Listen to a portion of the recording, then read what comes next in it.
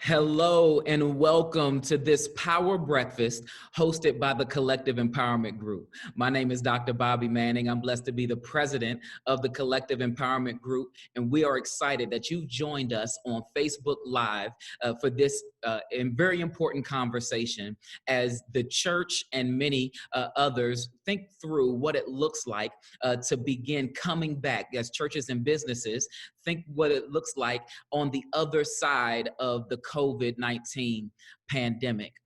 I want to let you know that the Collective Empowerment Group is a conglomerate of churches and businesses in the Maryland, D.C., Virginia area that come together to bring our collective strength together for economic empowerment. We want to use the collective strength of the church community and the business community, as well as the political community, to make sure that our community is empowered economically as best as we possibly can. I want to encourage you to take a look at our website, www.empowerdmv.org, if you are a church leader or a business leader, because there are resources that are available to you if you are a partner with the Collective Empowerment Group. If you are a small business owner, we want to encourage you to become one of our strategic partners because as you bring your collective strength, it also opens up networking opportunities with other leaders in the community, as well as building your potential client pool within the faith community. If you are a local church leader or a local church member, I want to challenge you to call your pastor and ask your pastor, are we members of the Collective Empowerment Group? Because if you are a member of the Collective Empowerment Group, not only do you get connection with the business and political community, but there are discounts and special incentives with the strategic partners, the local businesses and the national businesses that are connected to the Collective Empowerment Group. And so once again, I refer you to our website, www.empowerdmv.org. What we do normally outside of the COVID pandemic is we have a monthly power breakfast where church leaders and business leaders converge. It's a networking opportunity, but also a growth opportunity as we learn from each other best practices. We've taken our power breakfasts online now, and I'm so excited to have this incredible panel with us today for us to have this conversation called Ready for Return, Preparing Your Church for a New Normal in Worship. Here in the DMV, our mayor, as well as our the mayor of DC and the governor of Maryland, as well as the governor of Virginia, are beginning to roll out plans for us to return to some semblance of normal. And of course, many churches and church leaders and church members are asking, what does it mean and what does it look like for us to return back to corporate worship together? And so we want to have a conversation with some industry leaders and some geniuses, in my opinion, that would help us to begin working through some important concepts and questions that we need to grab a hold of as we plan to return. And so I want to encourage you to click the share button if you're on Facebook right now, because I know you're not the only one who needs this conversation. Well, I'm so excited to have this incredible panel with me. Let me introduce you to these incredible leaders. First, we have Miss Valerie Dock. She is the president and owner of Bolana Enterprises Incorporated, an incredible business based here in the DMV that does cleaning services for businesses and churches. And so we're excited to have her lend her expertise on how we can get our buildings prepared for return. She's also a 2014 Minority Business Leader Award winner by the Washington Business Journal, and she's a strategic partner with the Collective Empowerment Group. Ms. Dock, thank you so much for joining us today. We also have Reverend Anna Mosby. She is the pastor of the St. Jude AME Church. She's also the president for the Second Episcopal District Women in Ministry of the AME Church, overseer of about 700 female clergy. Currently, she's a doctoral student at the McCormick Theological Seminary and a contributing author to an incredible book called Dear Fear. Reverend Mosby, thank you so much for joining us. Thank you. And then, of course, we have none other than Bishop-Elect Anthony Maclin, the senior pastor of the sanctuary at Kingdom Square. He has been pastoring at the sanctuary for 34 years. Bishop-Elect Maclin and the sanctuary just moved into a brand new building in October 2019. And God has used his leadership at the sanctuary to acquire over $40 million worth of property. And he's going to give us incredible perspective on how to make sure that those of us who are churches and have buildings, make sure that our buildings are prepared for return. He's also one of my predecessors, a former president of the Collective Empowerment Group. Bishop-Elect Maclin, thank you so much for lending us your time today. Thank you. Certainly honored to be here. So glad that you're here. All of you, thank you so much for being with us. So let's jump into this conversation because we have a lot of ground to cover, and I want to make sure that we hit everything that we want to hit here. First, I want to come to the pastors, Reverend Mosby, Bishop-Elect Maclin. As church leaders, what are some of the most important lessons that you have learned during this COVID crisis? Ladies first, I want to come to you, Reverend Mosby.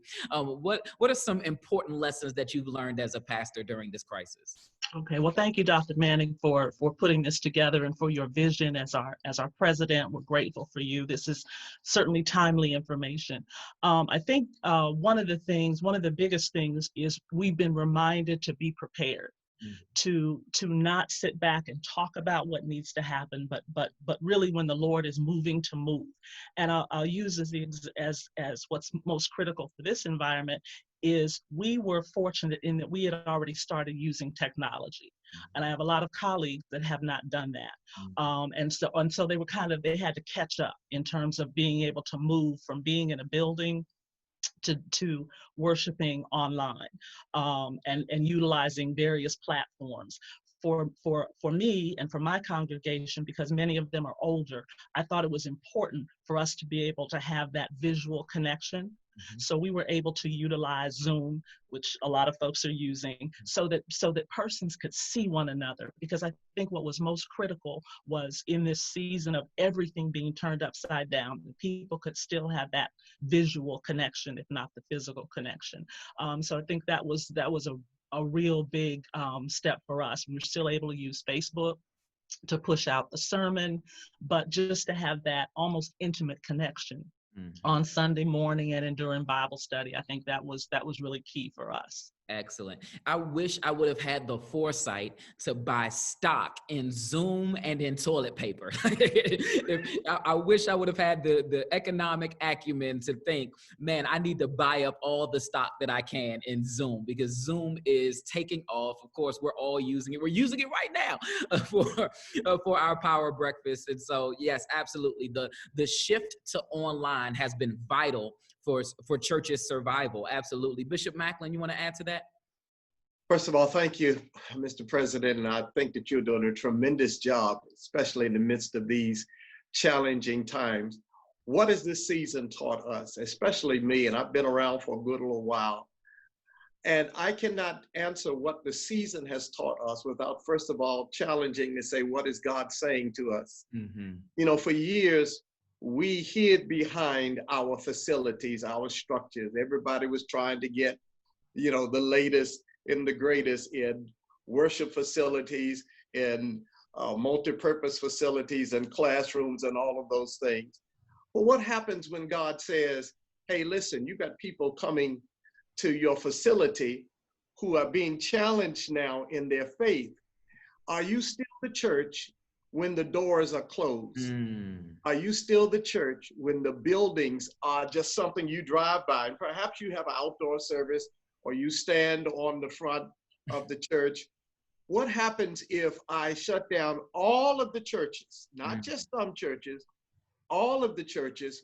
Will you still point people to Christ?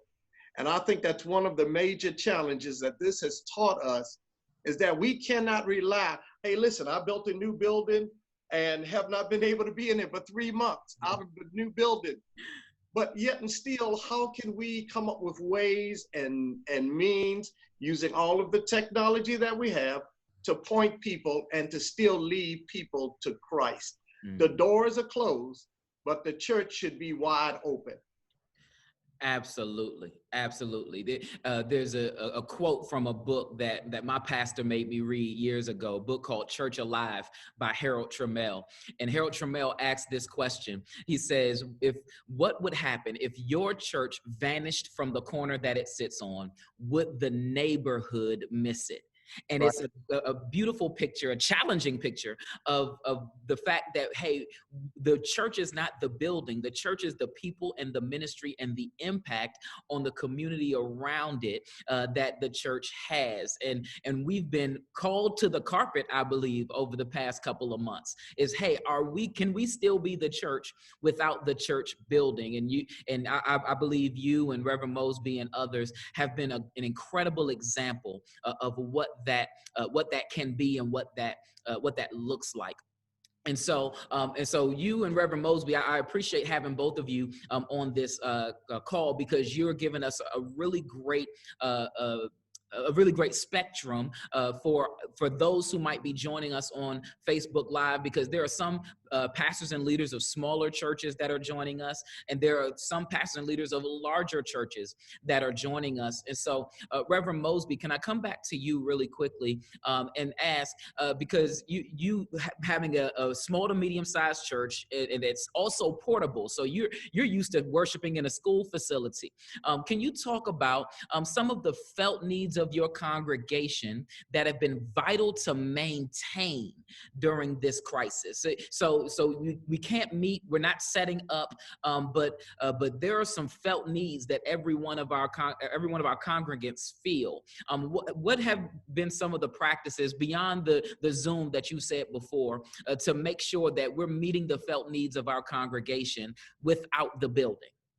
Right. Thank you. We've been extremely intentional about finding ways to meet the membership, to connect with them.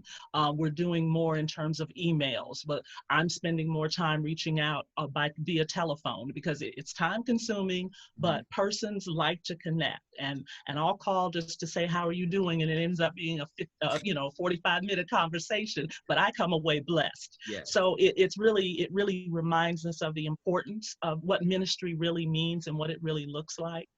So really just trying to make sure we're connecting with folks. Also, I have several members that work in the health field and in the security area. So making sure that we're lifting up that the healthcare, the needs of the healthcare industry as a whole.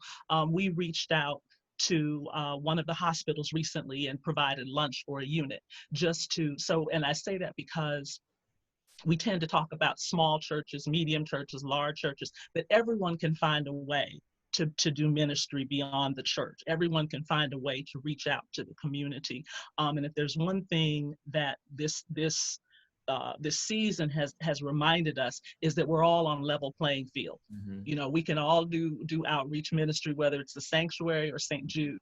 Mm-hmm. And so we're just finding ways to affirm all of our membership as well as the community at large. And I think that's a felt need that because we're all treading on new territory right now.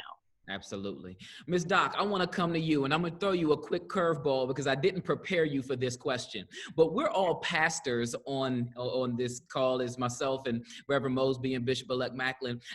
My question for you is, as a church member, what has your experience been? Because we all know how difficult it's been to kind of keep church going.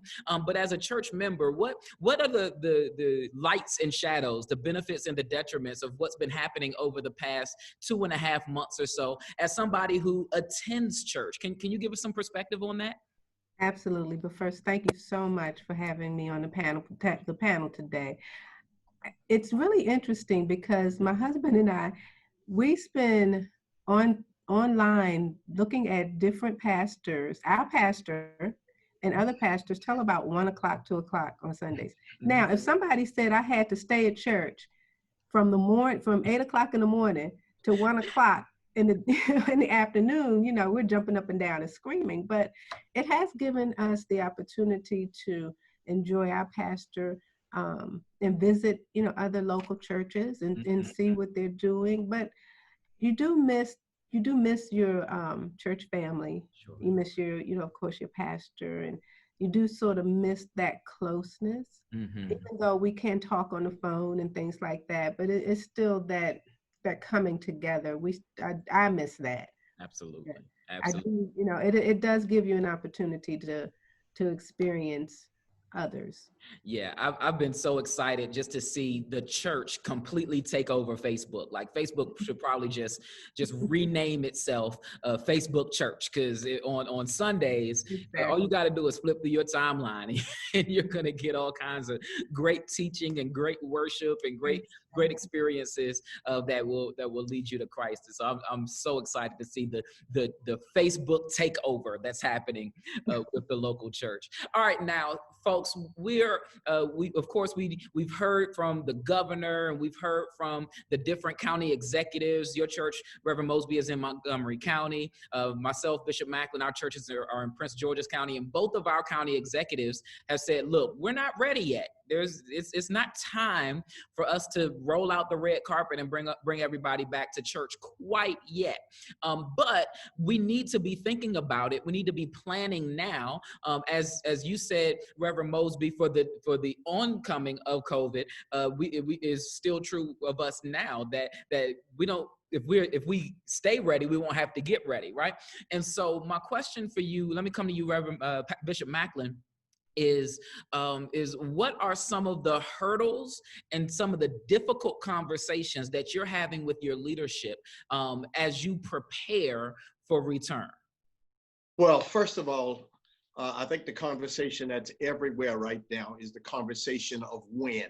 Mm-hmm. Whether you open as soon as the mandates have been lifted. I know in certain areas, for example, Virginia, I understand you can have 50% of your congregation.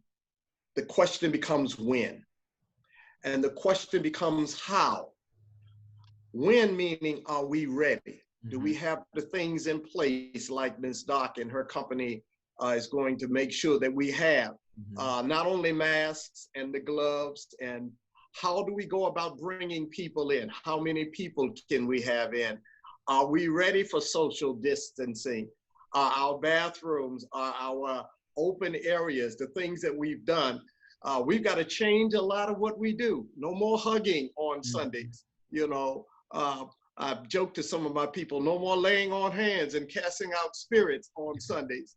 A lot of things have got to change. There's some things that we will never, ever go back to. The question becomes a question of when. The question becomes a question of how.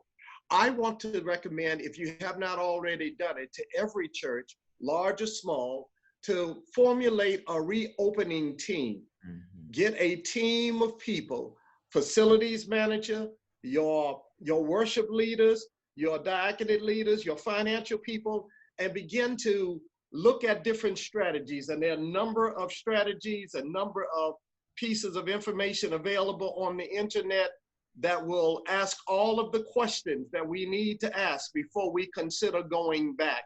I think that's one of the most important things. And we've got to look at how do we repurpose some of our spaces? Mm-hmm. Because again, if you've got a sanctuary, I can get 650 seats in my sanctuary. But chances are, if they cut that number in half, and if you social distance, you may only be able to get 100 people in. So therefore, what we decided to do is to repurpose some of our spaces, to look at ways that they can still be used to reach the community, even when worship is not going on. And of course, as my pastor friend has already said, you've got to put the investment in anything that helps you to deal with virtual reality. I was looking to buy a new van before this happened. Mm-hmm. We don't need a van. Right. We need the people who aren't going to get on the van to come to the church and feel more comfortable having the worship experience in-house. Mm-hmm. How do we now fix our worship experiences so that they are appealing? Because people are going to 4 and 5 worship services on Sunday. They're coming to your church. They're coming to my church. They're coming to Pastor Jenkins' church. They're going to Atlanta, to Jamal's church. And you've got to make sure that you hit it and quit it.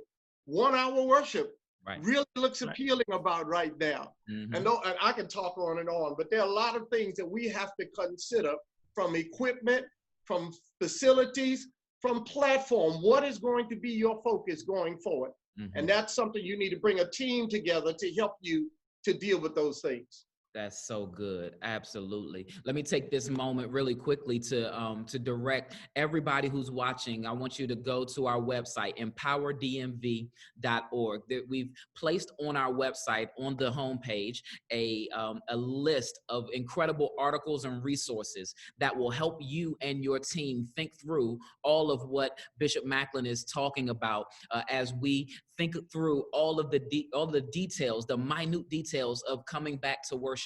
I want to refer you once again, www.empowerdmv.org, to check out the resources that are available from the CDC and other organizations that will help you think through everything that's going to take for you to be successful in returning to some semblance of in-person worship. I got to come to you, Ms. Dock. Thank you once again for being with us, because your area of expertise is cleaning and sanitizing buildings. This is what your company does. This is what you've done for over a couple of decades here. And so I want to jump in and ask you really quickly, if you don't mind. Of course, returning to our churches depends on proper sanitizing of our buildings. Can you share with us some best practices? What do we need to be thinking about? And I'm going to ask you in two different ways. Number one is, what can we do that we can do? And then what can we do that we need you or somebody like you or your business to help us with? Well, I'll start with what the churches can do. And the first thing, I was glad to hear Pastor Maclin talking about including your facilities maintenance team, because you really have to have somebody that's going to really think about those things and help you through that process.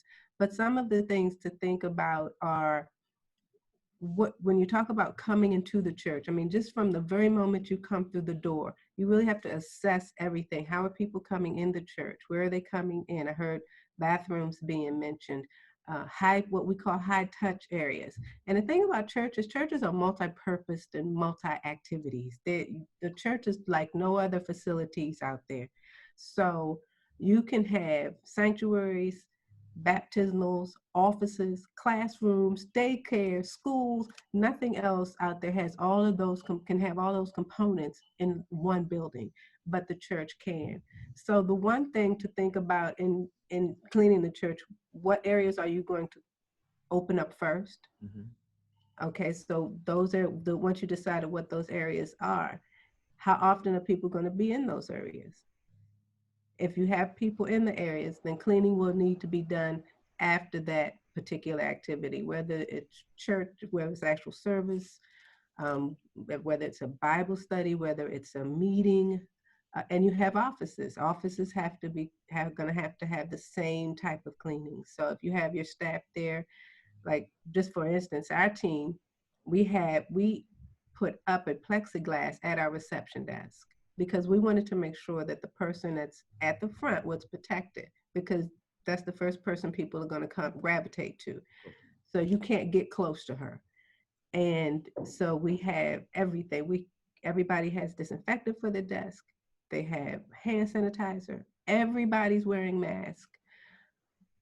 Gloves if you need them. You don't have to, of course, wear gloves in the office, but it's really making sure everybody has everything that they need. And as far as what's clean is really going to be determined by what you're going to have open, mm-hmm. what you determine you want to have open. But I'm really thinking about the services, no hymnals, no Bibles, no pens at the seats, because anything that somebody can touch more than one time, different people can touch, you wouldn't want to have accessible. What is communion going to look like? Mm. What is offering going to look like? Mm. Because I'm not going to take something passed down the aisle to me. I'm going to have to do something different. So just some things, those kind of things also to think about. So what's going to determine the cleaning is actually going to be on what is open. And having somebody from your facilities team working with you to say, okay, if we open this area, this is the time that we're going to have to do this. So You mentioned, just want to ask you, you mentioned high touch areas. I think Mhm. that's so important. Can you really talk, because when you say it, I think doorknobs, I think That's handrails, I think, exactly. those types of, can you kind of run down a few that I might not be thinking high touch areas that might be in our churches? Well, you named a couple of them, doors, doorknobs. In churches, it could be the pews, it could be light switches, the Mm, pulpit. mhm. I mean, if you have more than one person in your pulpit, it could be that. And chairs that is, if you have the choir, go to the choir loft. Mhm. Anything, any area or anything that can be touched multiple times. Yeah, So when your people are coming through the doors, that's why really you really have to think about it. What is the process of people coming in? Where are mhm. they sitting? Where are they going when they get up? And the whole thing needs to be thought out so that you make sure that you have the proper cleaning and processes in place. Absolutely. And if your church has a preacher like me that's liable to spit all over the podium, then that definitely you Right. need that thing wiped in between sermons. Or sweating. I mean, spitting, Absolutely. sweating. I mean, all of that. You want to make sure that that's clean for you for the next time, or if another minister is going to minister next week. Sure. You know. Sure. Now, so you've answered a bit of what we can do. What are some things that we really need to think about bringing a professional in for, a professional like yourself? Well, I would think for in the beginning, before whatever areas you're going to open up, to really have those areas cleaned, Hmm. deep cleaned. Somebody comes in and they clean those surfaces. Understanding that churches have been closed and nobody's been in there. So if anything was in there, it's dead. Nothing's living for 2 months. Cleaning only removes, like if something was there, it will remove it, but only disinfecting kills. Hmm. So in order to have, so once you start having people come in your church, then you'll need to have disinfecting done. Because now I have people coming in and understand the way this virus is, you can be asymptomatic and you don't even know you're sick. So I don't ever believe that people are coming out intentionally sick, but you cannot know you're sick and you're touching things. And so it's really good to have that process done whenever you have one group out and another group coming in. This is great stuff. Thank you so much, Ms. Dock. I want to ask Reverend Mosby really quickly, as somebody who's very engaged in the AME Church, and you are not only an incredible leader within your local church, you're an incredible leader across the board within your denomination. You get to interact with a lot of pastors. What are some things that you are concerned that pastors aren't considering as we prepare for return? I think we've touched on a good many of them already. We've talked about the fact that there has that there. I don't think people are some people are planning far enough ahead, Mhm. and really gauging and engaging their congregations. Even if Bishop Maclin talked about forming a committee, which I think is so critical. The other piece of that is making sure we're communicating to the membership Mhm. what the new normal will look like, Mhm. because the committee can do all of these. We can engage Ms. Dock, and we can do everything we need to do, put the processes in place. But there are members that expect when the church is open, they're going to walk in and everything will be the same. So if we've not managed their expectations, I think that can just be another level of concern for folks. The other thing that my denomination is doing, at least in this district, Bishop Davis has had a series of meetings with the pastors to encourage us and to empower us with information. And one of the meetings that we had last week had to do with the legal implications of reopening. And so, none of us on this call are attorneys, and I certainly wouldn't want to try to regurgitate what was shared. But I would encourage pastors to at least think about and maybe have a conversation with an attorney and your insurance company to your liability when you reopen. What are your liabilities if you clean and you do everything you need to do when someone comes in that is asymptomatic and someone else ends up getting sick, and then they come back? This is a litigious society, and someone comes back and says, well, I must have caught it at the sanctuary, you know, or I might have caught it at St. Jude, or whatever it might be. So those are there are a lot of nuances to this that can come back really negatively impact us if we're not thinking through those things. I would share quickly, I appreciate everything Ms. Dock shared. My challenge, and for many pastors that are not in a building, we have an administrative building that we will have to have thoroughly cleaned, but we also worship in a school.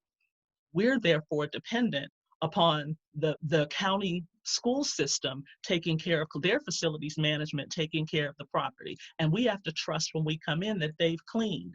Well, some trust in horses, some trust in chariots. I don't know if I trust in them. So what do we do, you know, other than we'll be having a conversation with Ms. Dock, but what do we do coming in behind the cleaning that is done? How do we then, those coming off so there are a lot of things that I'm not sure if persons have really thought through. So the more conversation we have, I think the better it is. We just continue to raise those issues that we might not think about initially.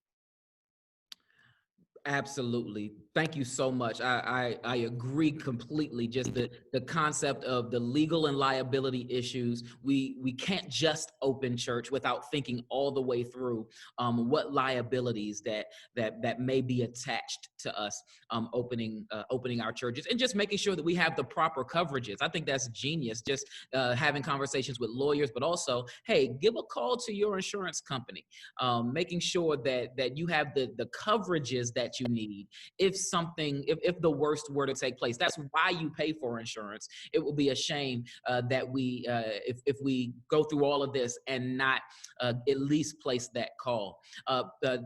Bishop Mack, I want to come to you real quickly because you're the one with the big building that we all love, and it's right down the street from my house, so I drive by it all the time. Tell us about some of the things that you are putting in place right now, and you've mentioned it, but I want to give you a couple of minutes really just to dig in on some things that you're putting in place right now to make sure that your building is going to be ready whenever you want to come back to worship. Well, first of all, and I think Ms. Dock and Dr. Mosby has both said to us, we've literally got to consider what parts of the buildings do we close off. Mm-hmm. I was proud to have 14 banks of bathrooms because, again, you can never have enough bathrooms for Baptist people. However, when you've got bathrooms for the youth area, you've got bathrooms for the kitchen area, you've got bathrooms for the chapel area, you've got 2 sets of bathrooms for the worship area, are you going to be able to keep up with all of those bathrooms? So you got to consider not only bathrooms, but one of the modern things that churches have gone to are coffee shops. You know, you get some of the finest coffee anywhere in church. Mm-hmm. But can we do that and sustain that in a social distance environment? Of course, we've already begun to order the masks and the gloves. I have my own feelings about taking people's temperature because, again, you've had asymptomatic people who have had the virus but had no temperatures. And I don't know who's going to be the person that you assign to tell Ms. Dock that you have a temperature today and you've got to go home. So that's a challenge for me. Again, we are looking at totally revamping the worship services, okay? And the truth of the matter is that we've been toying with these things for years. Mm-hmm. But now you're not going to be able to keep crowds of people together for an hour and a half was my time. I think an hour now is going to be the optimal time. And not only how you bring them in, but where you seat them. Are you going to be able to rope some seats off? Or if you have pews, are you going to have to be able to tape some of them off? If you have seats, can you take them out? And what about the family that wants to sit with grandma? So we've had to begin to look at seating arrangements. And we've had to begin to look at choir arrangements, the praise and worship ensemble of 10 people or less. But again, they've got to be 6 feet apart. And again, we've got to make sure, because you're right, when we project from our mouths, sometimes the things that come out of our mouths can go 25 feet. So you're going to have to do a whole lot of spacing issues. There's so many different things. We're talking about not touching, you know, I have a person off screen on Sunday who wipes down every microphone. But somebody called to say, we don't see you wiping the microphones down. Well, we didn't think we had to do it on screen for everybody to see it. Right. We talk about things that we highly touch. Offering plates. What about envelopes? And what about how do we baptize going forward? And are we going to still do the funerals at the funeral homes? How are we going to do weddings? So we have to begin to look at an entire programmatic resource and come up with a way from the time that the person pulls into the parking lot, who greets them? Are we going to have greeters? Are we going to have ushers? I contend that you can find your way to your own seat at this point. And maybe we don't want to put anybody at risk to usher you down the aisle and come in contact with you. All of those things are going to have to be re-imaged, repurposed, rethought, so that we can go forward in a church, and I'm calling it a post-pandemic church. Will the church survive? Yes. Will it look like it has always looked? Your Cadillac does not look like your granddaddy's Cadillac, but it's still a Cadillac. And we got to make sure, I'm just messing with you. We've got to make sure that the things that, the way we dress, the choir robes, all of those things have got to be re-imaged and repurposed. And we've already begun to look at those things. I've got 21 people on the committee. I think it's too many, but everybody's got to look at from their different angle. What are you doing with your nursery? Can you bring children there? So all of those things. Man, you are giving us wisdom. And if you are a church leader, you need to be thinking through all of these things. I know you're excited to come back to church, but if you come back to church not having thought through all of this, man, I really want to encourage you, as Bishop Maclin and Reverend Mosby and Ms. Dock are saying, there are so many things that we need to be thinking through, processes that we need to be thinking through, because we can't go back to the way it was. As much as we want to go back, that's fine, but we can't go back to the way it was and the systems through which it happened before. Ms. Dock, I got to come back to you because I got some specific questions. Maybe they're a little selfish, because these are questions that my team has as we begin having these conversations. But I want to ask you really quickly about products. What types of products should we be using? For instance, some churches are saying, hey, you can use a bleach product, but I got my church chairs are cloth, and I'm not trying to fade the color on my chairs. What do you recommend as far as products? That's my first question. Is what are some best products to use that we can get on the on the open market? We know that there are some products that you can get that we can't get because y'all have special access to stuff. But what are some products that we can use that specifically for those of us who have multiple services or will have to go to multiple services? Products that will help us to do what we have to do quickly so that we can flip for the next service in a reasonable amount of time. Can you help us with that? Absolutely. The first thing is we don't use bleach at all because, as you were saying, bleach, if it hits anything material, it is going to turn it white. And you have your carpets, you have your chairs, you have anything that it hits, and you're trusting somebody to dilute it properly. The first thing is, my recommendation is always, if you can find a disinfectant that's already mixed, that it's in the bottle and all you have to do is spray it, because then you know that it's at the right mixture that's supposed to be at. The other thing that's a problem with bleach is you can't mix anything in it but water, but some people do not know that. And they mix something else in the bleach. So the one thing the churches do have is that because of the, your churches and your nonprofits, that you should be able to go to some of the same places I go. Mhm. So one vendor that we use is Daycon. Mm. And Daycon makes their own disinfectants, which is really good because they're less likely to run out of them. But what we use a lot is a disinfectant called Awesome. But they have other disinfectants also. But CDC has a list of disinfectants that you can use. You can also get things from Home Depot. The main thing is this, that it's EPA approved, Mhm. and that you see on the bottle in the description that it kills the virus. Mhm. If you have those two things, that disinfectant is going to work fine. And the other thing is that all disinfectants have a dwell time when you're disinfecting. If you're just cleaning with the product, you can just clean with it as a regular cleaner.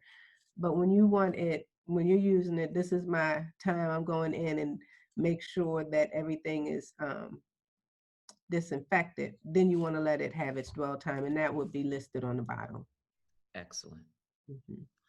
All right, folks. This conversation is way too good, but all good things have to come to an end at some point. I want us to keep going, but really quickly, if I could just go around the horn, I want to ask each of you just to give us a few closing thoughts. Anything that we didn't cover today, anything that you think is important to add to this dialogue, and then how we can stay in contact with you, Reverend Mosby, if you don't mind. Closing thoughts. I would just say that I thank everyone for everything that's been shared thus far. I think this has been some great information. I smiled when I think Bishop Maclin talked about the microphones and the list of things.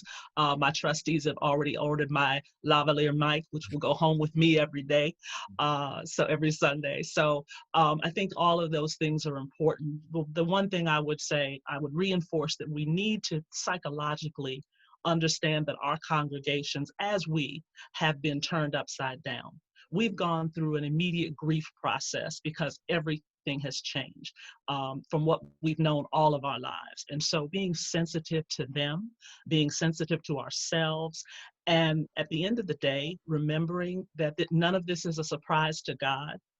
God knew all of this was going to happen.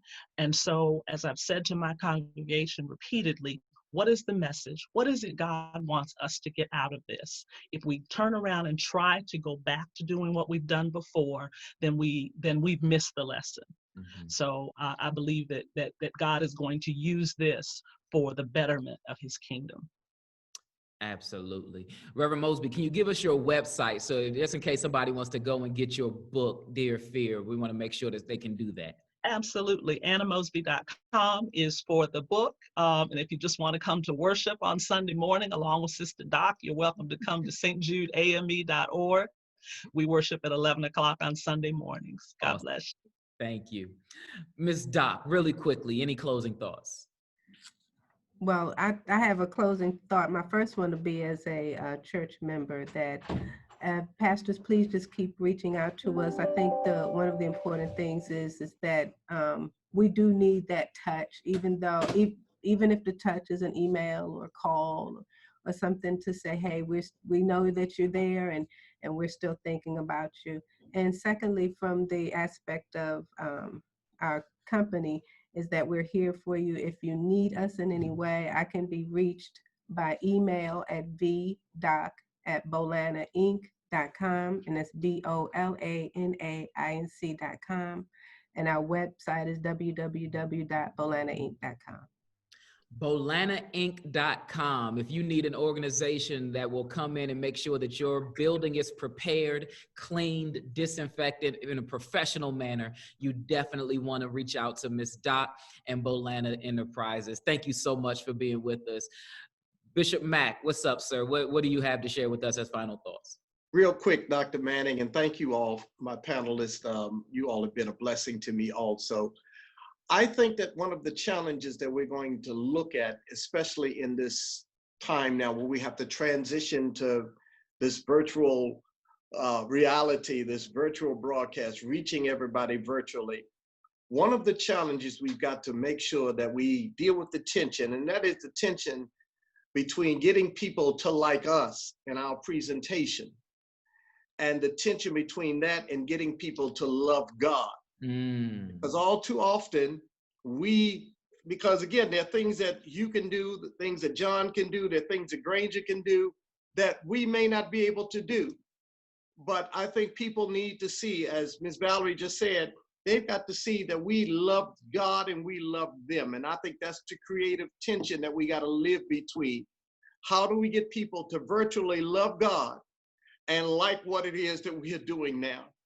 And I want to encourage all pastors to always remember that Jesus said, if I be lifted up, your doors are closed.